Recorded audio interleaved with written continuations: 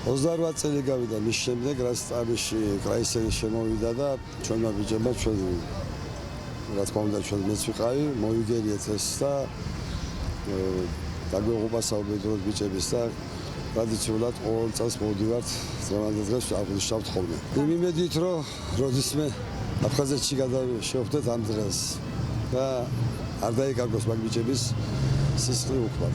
2 ივლისი იყო ერთ-ერთი ტკივილიანი და სისხლიანი ფურცელი ჩვენი ქვეყნის რეალობაში, სადაც კონფედერანტების, მათ შორის სეპარატისტების პირადი შემადგენლობა, რომელსაც ორგანიზებას უკეთებდნენ რუსეთის მხარე, რეგულარული ნაწილები მოახდინეს სანაოსნო საშუალებებით ლაბრა ტამიში კინდრის მიმართულებით საზღვაო დესანტის გადმოსხმა.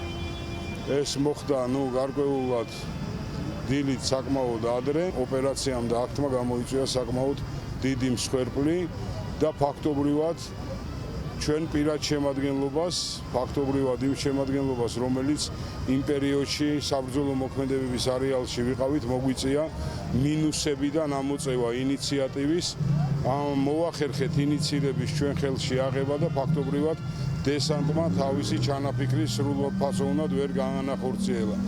კიდევ ერთხელ მე მინდა მიუსამძიმრო ყველა იმ მშობელს და იმ თანამებრძოლების ოჯახებს და ყველას, ვინც ამ ბრძოლებს შეეწირა. დღეს პატივს მივაგებთ ამისთან დაღუპულ მებრძოლებს.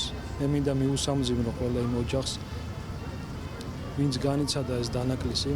ქართველი მეომრის თავდადება, სულისკვეთება პირველ რიგში.